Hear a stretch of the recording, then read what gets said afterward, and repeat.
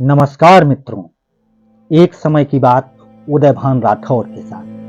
दोस्तों, आज के एपिसोड में हम आपको बताएंगे एक वो कहानी महाभारत काल की जिसे अभी तक बहुत कम लोग ही जानते हैं। तो दोस्तों, शायद ही आपने अभी तक ये विचार किया हो जो हम कहानी सुनाने आप लोगों को जा रहे हैं। क्या आपको पता है कि महाभारत का जो युद्ध हुआ था उसमें करोड़ों सैनिकों ने बढ़ चढ़ कर हिस्सा लिया था। दोनों तरफ से लड़ाई में लाखों करोड़ों सैनिक थे। क्या आपको ज्ञात है उनके लिए जो भोजन का प्रबंध था वो किस राजा ने किया था? ये अधिकांश लोग अभी तक नहीं जानते। तो दोस्तों, अगर हमारे द्वारा कही गई कहानियां आपको पसंद आती हैं तो प्लीज हमारे चैनल को सब्सक्राइब करें, लाइक करें और सपोर्ट करें। तो देरी ना करते हुए शुरू करते हैं आज का एपिसोड। तो दोस्तों, महाभारत काल में जो युद्ध लड़ा गया था तो उसे हम प्रथम विश्व युद्ध भी कह सकते हैं, क्योंकि शायद ही ऐसा कोई राज्य था जिसने इस युद्ध में हिस्सा नहीं लिया था। आर्यवर्त के समस्त राजा या तो कौरव अथवा पांडव के पक्ष में खड़े दिख रहे थे। उसी में श्री बलराम और रुक्मी, ये दो ही व्यक्ति ऐसे थे जिन्होंने युद्ध में भाग नहीं लिया था। कम से कम हम सभी को यही जानते हैं, किंतु एक और राज्य ऐसा था जो युद्ध के क्षेत्र में होते हुए भी युद्ध से विरत था। वो था दक्षिण के उडुपी का राज्य। जब उडुपी के राजा अपनी सेना सहित कुरुक्षेत्र पहुंचे तो कौरव और पांडव दोनों उन्हें अपनी ओर मिलाने का प्रयत्न करने लगते। उडुपी के राजा अत्यंत दूरदर्शी थे। उन्होंने श्री कृष्ण से पूछा, हे माधव, दोनों ओर से जिसे भी देखो युद्ध के लिए लालायित दिखता है, किंतु क्या किसी ने यह सोचा है कि दोनों ओर से उपस्थित इतनी विशाल सेना के भोजन का प्रबंध कैसे होगा? इस पर श्री कृष्ण ने कहा, महाराज, आपने बिल्कुल उचित सोचा है। आपके इस बात को छेड़ने पर मुझे प्रतीत होता है कि आपके पास इसकी कोई योजना है। अगर ऐसा है तो कृपया मुझे बताइए। इस पर उडुपी नरेश ने कहा, हे वासुदेव, ये सत्य है, भाइयों के बीच हो रहे इस युद्ध को मैं उचित नहीं मानता। इसी कारण इस युद्ध में भाग लेने की मेरी कतई इच्छा मुझे नहीं, किंतु ये युद्ध अब टाला नहीं जा सकता।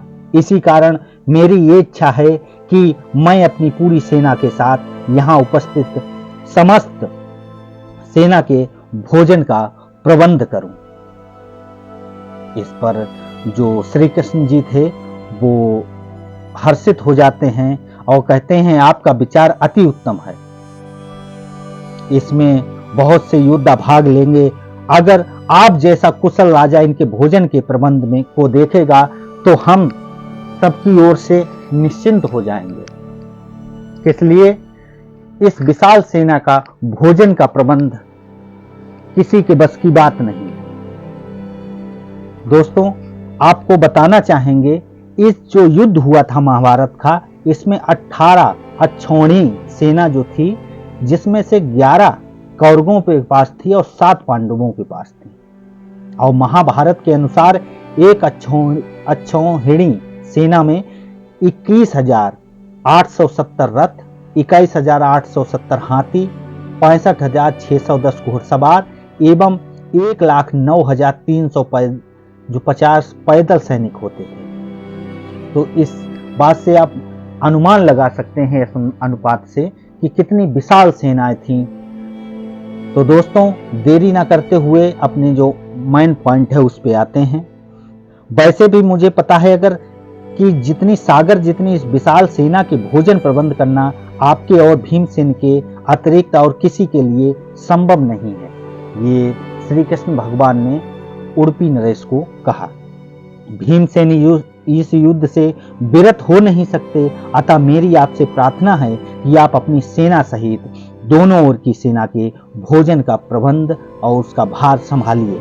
इस प्रकार उडुपी के महाराजा ने सेना के भोजन का प्रभार संभाला। पहले दिन उन्होंने उपस्थित सभी योद्धाओं के लिए भोजन का प्रबंध किया। उनकी कुशलता ऐसी थी कि दिन के अंत तक एक दाना अन्न का भी बर्बाद नहीं होता था। जैसे जैसे दिन बीतते गए, योद्धाओं की संख्या भी कम होती गई। दोनों ओर के योद्धा ये देखकर आश्चर्यचकित रह जाते थे कि हर दिन के अंत तक उडुपी नरेश केवल उतने ही लोगों का भोजन बनाते हैं जितने वास्तव में उपस्थित ही रहते हैं। किसी को समझ नहीं आ रहा था कि आखिर उन्हें ये कैसे पता चल जाता है कि आज कितने योद्धा मृत्यु को प्राप्त होंगे, ताकि उस आधार पर वे भोजन की व्यवस्था करवा सके। इतने विशाल सेना के भोजन का प्रबंध करना अपने आप में ही एक आश्चर्य था, और उस पर भी इस प्रकार की अन्न का एक दाना भी बर्बाद ना हो, ये तो किसी चमत्कार से भी कम ना था। अंततः युद्ध समाप्त हुआ और पांडवों की जीत होती है।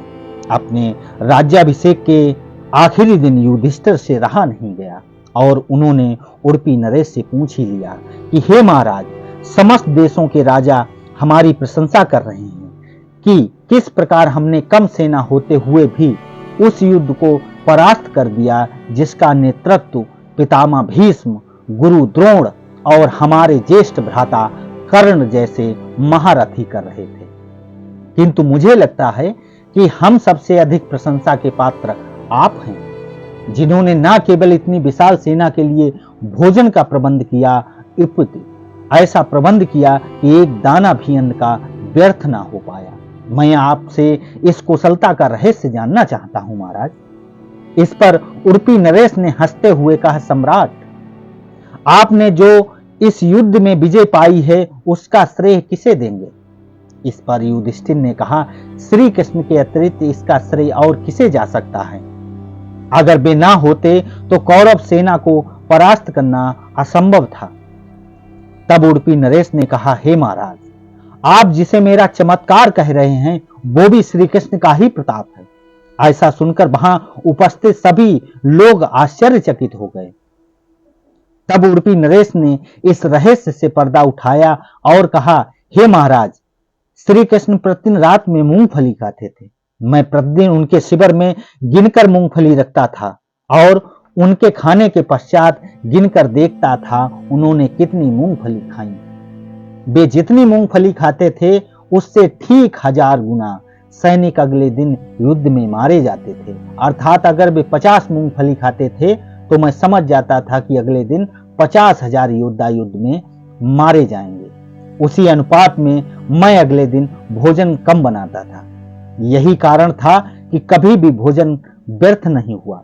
श्री कृष्ण के इस चमत्कार को सुनकर सभी उनके आगे नतमस्तक हो गए।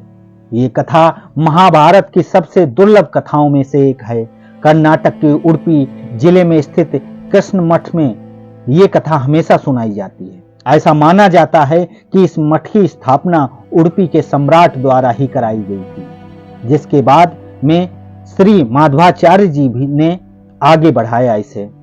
और जो दोस्तों ये कहानी हमने आपको सुनाई, ये शायद ही आप लोगों ने, बहुत अधिकांश लोगों ने नहीं सुनी होगी।